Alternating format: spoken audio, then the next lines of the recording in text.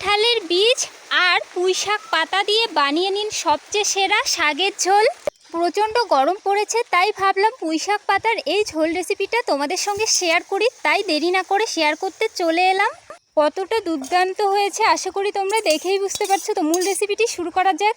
তো আমি পুঁইশাক পাতা তুলতে বাগানে চলে এসেছি। আর কি দারুণ হয়েছে পুঁইশাকগুলো, পাতার সাইজগুলো দেখুন শুধু। আর সাইডেই দেখুন কত সুন্দর কুচুরি পানার ফুল ফুটেছে। তো আমি এক এক করে এভাবে পুঁইশাক পাতাগুলো তুলে নেব। যেগুলো পাতা বড় হয়েছে সেগুলোই নেব। নমস্কার বন্ধুরা, স্বর্ণলতার রান্নাঘরে নতুন একটি রেসিপি দেখার জন্য সবাইকে অনেক অনেক স্বাগত। আশা করছি রেসিপিটি তোমাদের খুব ভালো লাগবে। স্কিপ না করে পুরো ভিডিওটা সঙ্গে থেকে দেখার অনুরোধ রইল।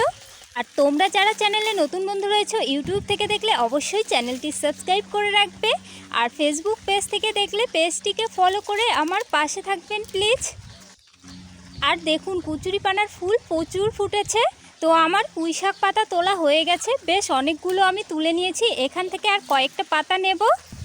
তো আমি পুঁইশাক পাতা তুলে আমি একটা থালায় নিয়ে নিয়েছি। এরপর আমি পাতাগুলো একটু বেছে নেব যে পোকা মাকড় আছে কিনা। তো আমি দুপাশই খুব ভালো করে দেখে নিচ্ছি।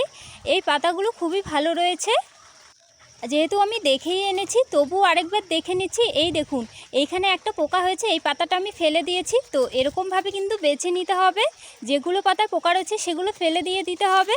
তো আমার সবগুলো বেছে নেওয়া হয়ে গেছে। এরপর আমি একটা জল ভর্তি পাত্রে পাতাগুলো দিয়ে খুব ভালো করে আমি জল পাল্টে পাল্টে 2 থেকে 3 বার আমি ধুয়ে তুলে নিয়েছি। এরপর পাতার গায়ে যে এরকম মোটা ডাঁটিগুলো রয়েছে এই ডাঁটিগুলো আমি প্রত্যেকটা পাতার থেকে ফেলে দিয়েছি। এবার আমি এক হাতে এরকম মুঠো করে ধরে একটা ছুরির সাহায্যে একদম কুচি করে কেটে নিতে হবে। যতটা সম্ভব ততটাই কিন্তু কুচি করে কেটে নিতে হবে। তো আমি এরকমভাবে কেটে নেব সবগুলো পাতাই। তো এরকম ঝুড়ো ঝুড়ো করে কেটে নিয়েছি। এরপর একটা প্লেটের মধ্যে তুলে নিচ্ছি। যে কোনো শাকের ঝোল রান্না করলে কিন্তু এরকম ঝুড়ো ঝুড়ো করে কাটলে বেশ ভালো লাগে দেখতেও আর খেতেও। তো আর লাগবে ঝালের জন্য কাঁচা লঙ্কা আর একটা পেঁয়াজ। তো আমি কুচি করে কেটে নিয়েছি আর কাঁচা লঙ্কাগুলো চিড়ে নিয়েছি। আর যেহেতু কাঁঠালের বীজ দিয়ে আজকের এই শাকের ঝোলটা করব, তাই আমি এখানে কাঁঠালের বীজ আগে থেকে কেটে গরম জল দিয়ে ভিজিয়ে রেখেছি, যেন কাঁঠালের গায়ে যে কষটা রয়েছে সেটা বের হয়ে যায়। এরপর আমি 1 বাটি পরিমাণ জল কড়ার মধ্যে দিয়ে দেব। এরপর আমি কাঁঠালের দানাগুলোও দিয়ে দেব একই সাথে। তো আমি 2 থেকে 3 বার কিন্তু ধুয়ে নিয়েছি। স্বাদ অনুযায়ী নুন দিয়ে হালকা মিশিয়ে নেওয়ার পর এরপর দিয়ে দেব ঝালের জন্য কাঁচা লঙ্কা। তো আমি দানাগুলো ফেলে দিয়ে লঙ্কার খোসাটা দিয়েছি শুধু। তোমরা ঝালের পরিমাণটা পছন্দ অনুযায়ী দিয়ে দেবে। তো এবার ঢাকা দিয়ে আমি ফুটিয়ে নেব ঝোল। 5 মিনিটের মতো আমি ঝোল ফুটিয়ে নেব। তো 5 মিনিট পর ঢাকা তুলে নিয়েছি। আর দেখুন কাঁঠালের খোসাগুলো কিভাবে ছেড়ে দিয়েছে। এগুলো আমি খুন্তির সাহায্যে এভাবে ফেলে দেব উঠিয়ে। আমি সবগুলো খোসাই কিন্তু ফেলে দিয়েছি এইভাবে করে। আর ঝোলের ঘনত্বটাও দেখুন কতটা কমে এসেছে। আর দানাগুলো সেদ্ধ হয়েছে কিনা আপনাদের দেখাচ্ছি একটা। দেখুন কত সুন্দর সেদ্ধ হয়েছে 5 মিনিটেই। আমার ঝোল ফুটিয়ে নেওয়া হয়ে গেছে। এরপর আমি একটা পাত্রে নামিয়ে নেব। আর পুঁইশাক পাতার ঝোল এই প্রচণ্ড গরমে কিন্তু খুবই ভালো, স্বাস্থ্যের পক্ষে ভীষণ উপকারী। তো আমি ওই কড়াই আরেকটু জল দিয়ে ভালোভাবে ধুয়ে কড়া গরম হয়ে এলে সর্ষের তেল দিয়ে ফোড়নে কালো জিরে আর দিয়ে দেব কেটে রাখা পেঁয়াজ কুচি।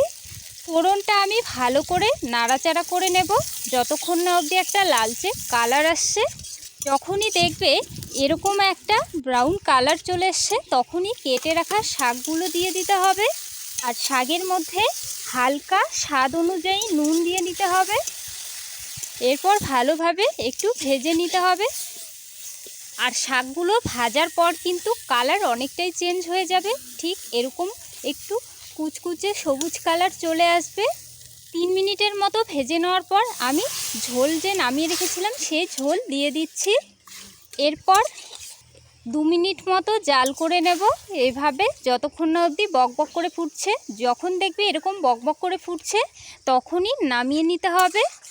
উনুনের আঁচ বন্ধ করে দিতে হবে সঙ্গে সঙ্গেই। তো আমি বন্ধ করে দিয়ে এবার ঝোল একটা পাত্রের মধ্যে নামিয়ে নিয়েছি। পুঁইশাক পাতার ঝোল রেসিপি তোমাদের কেমন লাগলো মিষ্টি একটা কমেন্ট করে অবশ্যই জানিও। তোমাদের একটা প্লেটেও আমি সার্ভ করে দেখাচ্ছি কতটা দুর্দান্ত লোভনীয় হয়েছে। তো আজকের ভিডিও এখানেই শেষ করছি। ভালো থাকো, সুস্থ থেকো, ধন্যবাদ ভিডিওটি দেখার জন্য।